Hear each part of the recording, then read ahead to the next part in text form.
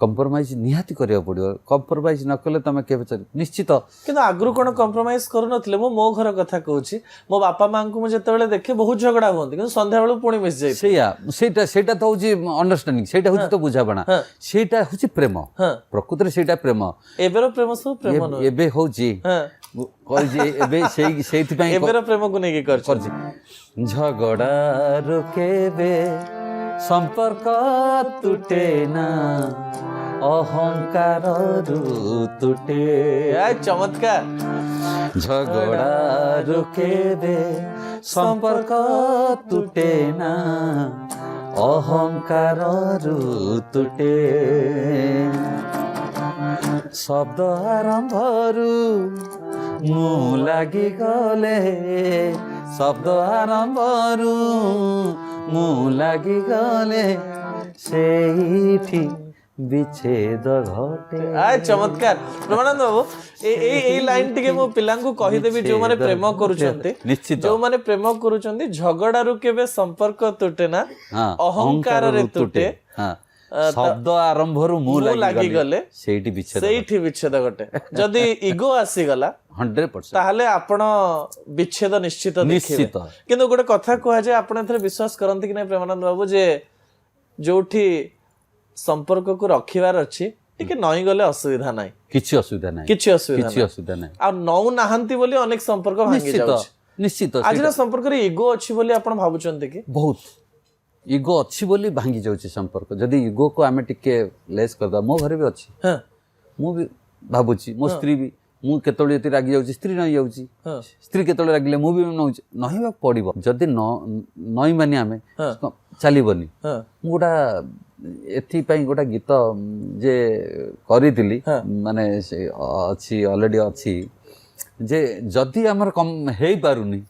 मो सेही कथा को जीबी मोर मन रे अछि माने आमे कनेक्ट करू छै एक्चुअली प्रेमानंद बाबू जदी हेई पारुनी तले अलगा हे जीवा भलो कि नै कि ए गीत आपण करथिले निश्चित आपण निजे निज कथा को कॉन्ट्राडिक्ट करू नांते आपण प्रथमे कहउचंदी कंप्रोमाइज कर अहंकार आननी कोनोसी प्रकार रे बुझामणा करिकि रुह तर्क वितर्क करनी पुणी कहउचन जदी बुझामणा हेई पारुनी चल अलगा हे जदी लगेई जिब्रा जदी न होई पारुची आ कोन करियो ताले टिके से लाइन टा टिके सुने दवा दर्शकों को लाइन टा थिला एते दिन आमे एते दिन आमे एकाठी रहिले बुझामणा करी एते चाले बे आमे अलगा काई रागरु सायते ए गीतटी सुनंदु बहुत चमत्कार गीतटी एते दिन आमे बुझु साथी रे रहिले बुझामणा करी केते आजी ठारू अलगा हवा काई रागरु सायते काहिकी ना तू बुझी पारुनी तते हाँ तू बुझी पारुनो मते हाय रे मु बुझी पारुनी तते हाँ तू बुझी पारुनो मते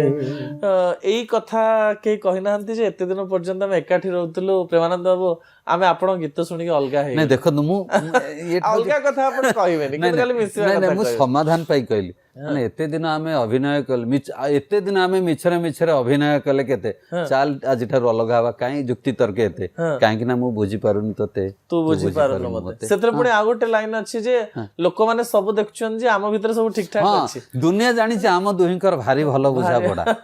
दुनिया जानि जे आम दुहिंकर भारी भलो बुझा बना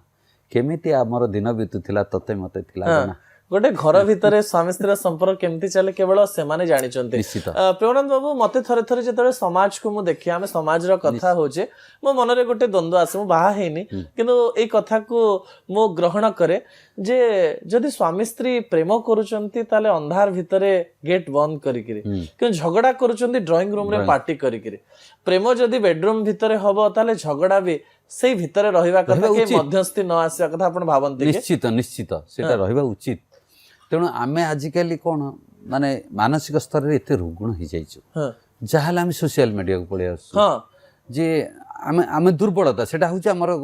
ମାନେ ପ୍ଲସ୍ ପଏଣ୍ଟ। ଆମ ଘର ଭିତରେ କ'ଣ ହେଇଛି ଆମ ଦି ଜଣଙ୍କ ମନ ମିଶିଲାନି ଟିକେ କିଛି ଅଲଗା ହେଇଯିବା ଅଣ୍ଡରଷ୍ଟାଣ୍ଡିଂ କଥାବାର୍ତ୍ତା ହବା ଚୁପଚାପ ଦୂରେଇ ଯିବା କ'ଣ ଅସୁବିଧା ହଉଛି। ଆମେ ସୋସିଆଲ ମିଡିଆକୁ ପଳେଇ ଆସୁଛେ ସୋସିଆଲ ମିଡିଆରେ ସ୍ୱାମୀ ସ୍ତ୍ରୀକୁ ଗାଳି ଦଉଛି ସ୍ତ୍ରୀ ସ୍ୱାମୀକୁ ଗାଳି ଦଉଛି ସେଇ ତ ଆଜି ଆଉ ଆମ ଭଳି କିଛି ଲୋଭୀ ମଣିଷ ତାକୁ ଦେଖେଇ ଦଉଛୁ ଯେ ଏମାନେ ଗାଳି ଲାଗୁଛନ୍ତି। ଆଉ ମୁଁ ଏଇଟା ଭାବେ ଯେ ସେମାନେ ଯଦି ସୋସିଆଲ ମିଡିଆରେ ଦେଖୁଛନ୍ତି ଟିଭିକୁ ନେଇ ଆସିବାର ଅସୁବିଧା କ'ଣ? ମତେ ବହୁତ ଲୋକ ଗାଳି ଦେଇ ପାରନ୍ତି, ମତେ ବହୁତ ଲୋକ ମୁଁ ଗାଳି ବି ଖାଇଛି ପ୍ରେମାନନ୍ଦ ବାବୁ, ମୁଁ କ୍ଷମା ବି ମାଗିବି ଯେ କାହିଁକି ଆପଣ ମାନେ ଏସବୁ ଦେଖଉଛନ୍ତି। ଆଉ ଦେଖନ୍ତୁ ବହୁତ ଲୋକ କହୁଛନ୍ତି କିନ୍ତୁ ସେଇମାନେ ହିଁ ଦେଖୁଛନ୍ତି ଗାଳି ତମେ ଦଉଛନ୍ତି ଯଦି ସେଇ ଭିଡିଓଟାକୁ ଲାଇକ୍ ନ କରିବ ଭ୍ୟୁଜ ନ ଯିବ ଆମେ କାହିଁ ଦେଖେଇବା? ତେଣୁ ଆମ ମାନଙ୍କରେ ବି ଦୋଷ ଅଛି, ଆମେ ସେଇ ଖବରଟାକୁ ବେଶୀ ଦେଖିବୁ କ'ଣ କହିଲେ ଅମୁକ ଲୋକ କ'ଣ କହିଲେ ଘର କଳି ଶୁଣିବା ପାଇଁ ସମସ୍ତଙ୍କୁ ଭଲ ଲାଗେ। ଦେଖନ୍ତୁ ଆଜିକାଲି ଦୁନିଆରେ ଗୋଟେ ଲୋକର ଭଲଟା କିଏ ଗ୍ରହଣ କରନ୍ତିନି, ମାନେ ଶୁଣନ୍ତିନି, ଇଗ୍ନୋର କରନ୍ତି, କିନ୍ତୁ ଖରାପଟା ହଉଛି ଅସୁବିଧାରେ ପଡ଼ିଛି ବେଶୀ ଶୁଣିବେ। ଆରେ କ'ଣ ହେଇଛି, କେମିତି ହେଲା, ତାଙ୍କର ପାଟିତୁଣ୍ଡ ହେଇଗଲା, ତାଙ୍କର ଅଲଗା ହେଇଗଲା, ଏଇଟାକୁ ବେଶୀ ଶୁଣନ୍ତି, ଯୋଉଥିପାଇଁ ଆମ ସମାଜଟା ଧୀରେ ଧୀରେ ଧୀରେ ଧୀରେ ଧୀରେ କଳୁଷିତ ଆଡ଼କୁ ଗତି କଲା। ପୁରା ଦେଖିଲା ପରେ ପୁଣି ଗାଳି ଦିଅନ୍ତି ଯେ କାହିଁ ୟାକୁ ନେଲେ, ବାସ୍ ସେଇଟା ହଉଛି ଘଟଣା, ସେଇଟା ହଉଛି ଘଟଣା। ଯଦି ଆମେ ମାନେ ନ ଦେଖିବା, ମତେ କେତେ ମଝିରେ ଥରେ କହିଲେ, ମୁଁ କହିବାକୁ ଚାହୁଁନି, ମାନେ ମୁଁ କହିଲି ଆଜ୍ଞା ଦେଖନ୍ତୁ ଆପଣ ଜଣେ ଚ୍ୟାନେଲର ଏଡିଟର ହେଲା କି, ଯେ ଆପଣ କାହିଁ ଏମାନଙ୍କୁ ନେଇକି ବସୁଛନ୍ତି ଏମିତି କରିବା? ନା ପ୍ରେମାନନ୍ଦ ବାବୁ ସେମାନଙ୍କର ହିଁ ଚାଲୁଛି। ମୁଁ ଯଦି ଠିକ ଜାଣିଥାଏ ଯେ ସେଇ ବ୍ୟକ୍ତିଙ୍କୁ ତାହେଲେ ଠିକ ହେଇଥିବ, ଠିକ ଅଛି, ସେଇମାନଙ୍କର ଚାଲୁଛି ବୋଲି ଅନେକ ଲୋକ ଚଲଉଛନ୍ତି। ଆପଣ କ'ଣ ଭାବନ୍ତି ଜଣେ ମ୍ୟୁଜିକ ଡିରେକ୍ଟର ହିସାବରେ ତାକୁ ଚଲେଇବା କଥା ନା ଚଲେଇବା କଥା ନୁହେଁ? ଦେଖନ୍ତୁ ସେଇଟା ହଉଛି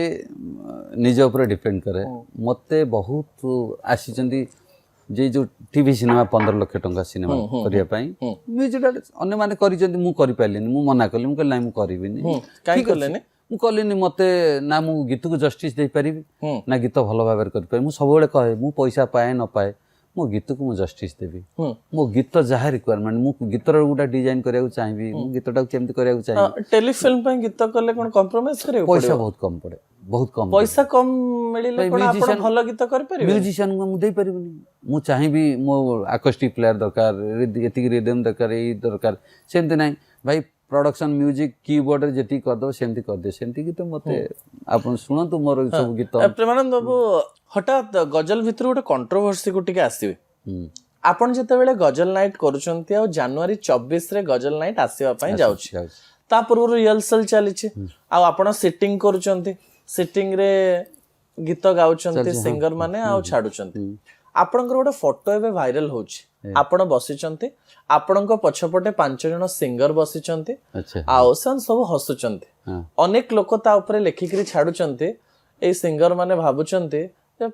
ହ୍ୟୁମାନ ଚାଲିଗଲା, ଏବେ ଆମର ବାରି, ଆଉ ଏବେ ସବୁ ଗୀତ ଆମର, ଆଉ ସେମାନେ ଖୁସି ଅଛନ୍ତି, ଆଉ ସୋସିଆଲ ମିଡିଆରେ ତାକୁ ଭାଇରାଲ କରିବାରେ ଲାଗିଛନ୍ତି। କ'ଣ କହିବେ ଆପଣ? ଦେଖନ୍ତୁ ସୋସିଆଲ ମିଡିଆ, ମୁଁ ତ ଜଷ୍ଟ ଏବେ କହୁଥିଲି, ସୋସିଆଲ ମିଡିଆକୁ ଆମେ ଏତେ ଯଦି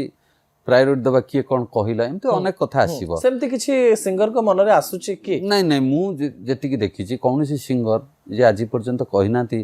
ଯେ ହ୍ୟୁମାନ ପଳେଇଲା। ସମସ୍ତେ ଭାଗ୍ୟ କହିବ ପ୍ରେମାନନ୍ଦ, କିନ୍ତୁ ଫିଲ୍ ତ କରିପାରିବା, ଆମେ ଦେଖିପାରିବା, ଜାଣିପାରିବା ଯେ ଏଇ ପିଲାଟି କ'ଣ ଚାହୁଁଛି।